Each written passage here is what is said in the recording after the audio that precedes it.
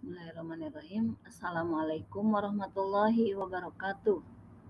Apa kabar anak-anak? Semoga kalian dalam keadaan sehat walafiat dan selalu ada dalam lindungan Allah Subhanahu wa taala. Bertemu lagi dengan Ibu Nani.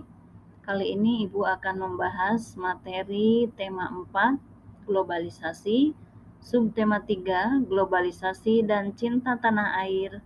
Muatan pelajarannya ilmu pengetahuan sosial. Sebelum kita mulai pembelajaran, mari kita berdoa dulu seperti biasa. Bismillahirrahmanirrahim. Allahumma anfa'na bima 'allamtana wa 'allimna ma yanfa'una wa zidna ilma. Amin ya rabbal alamin. Nah, anak-anak, kali ini kita akan membahas kerjasama negara anggota ASEAN dalam bidang ilmu pengetahuan dan teknologi. Nah, apa tujuan kerjasama ini? Kerjasama ini bertujuan untuk meningkatkan kualitas sumber daya manusia yang mampu bersaing dengan negara lain di seluruh dunia. Contoh kerjasama ASEAN dalam bidang ilmu pengetahuan dan teknologi. Yang pertama adalah Deklarasi Penguatan Kerjasama Pendidikan yang dilaksanakan pada KTT ASEAN ke-15 tahun 2009. Yang kedua, kerjasama untuk meningkatkan jumlah tenaga ahli ASEAN dan pertukaran pelajar antar negara ASEAN dalam program studi mobility serta ASEAN University Network.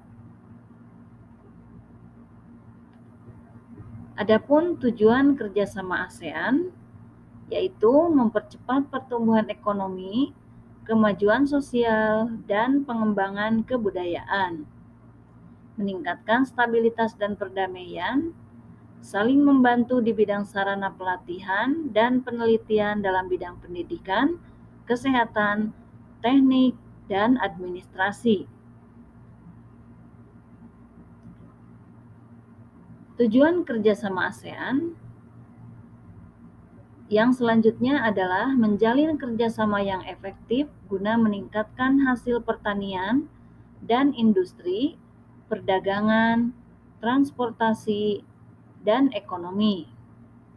Selanjutnya, meningkatkan taraf hidup rakyat negara anggota, meningkatkan kualitas pendidikan, mempertahankan kerjasama yang erat dengan organisasi internasional dan regional. Nah, sedangkan manfaat kerjasama ASEAN menumbuhkan rasa saling memiliki dan toleransi antar negara anggota. Semakin dikenalnya budaya Indonesia oleh negara-negara ASEAN lainnya, terciptanya kawasan yang damai, bebas, dan netral dari pengaruh negara luar, dan meningkatnya investasi dalam kegiatan produksi dan jumlah ekspor. Semakin luasnya pasar internasional, pemenuhan kebutuhan dalam negeri, memperluas lapangan pekerjaan, dan meratanya perkembangan penguasaan ilmu pengetahuan dan teknologi di ASEAN. Nah, sekarang kita lihat peta pikiran kerjasama ASEAN.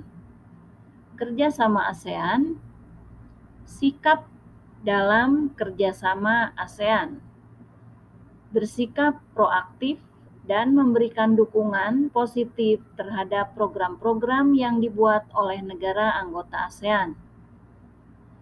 Bekerja keras dan mau menerima perubahan dalam era globalisasi, menggapai cita-cita dengan giat belajar untuk menghadapi era globalisasi.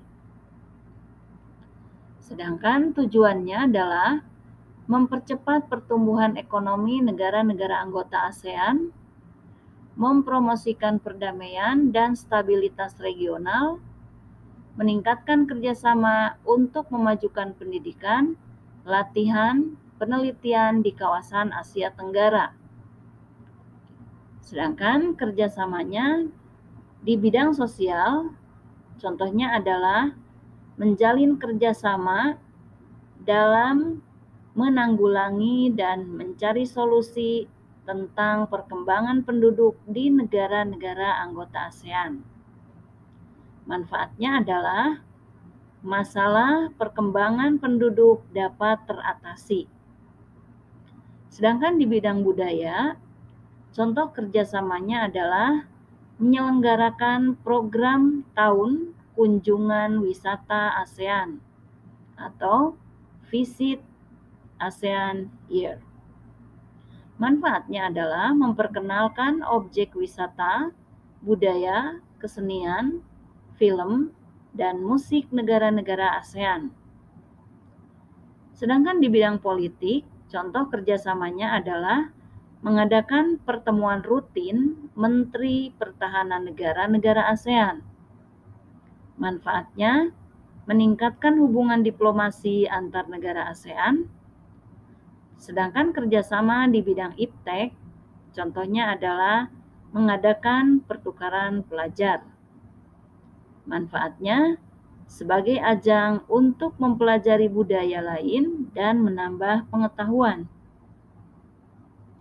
Nah, inilah anak-anak tentang kerjasama negara-negara anggota ASEAN di bidang ilmu pengetahuan dan teknologi, bentuk kerjasamanya, dan manfaat kerjasama negara-negara ASEAN. Mudah-mudahan apa yang Ibu jelaskan bisa dipahami oleh kalian semuanya. Ibu ucapkan terima kasih. Terus belajar ya. Mari kita tutup pembelajaran hari ini dengan membaca hamdalah. Alhamdulillahirabbil alamin. Wassalamualaikum warahmatullahi wabarakatuh.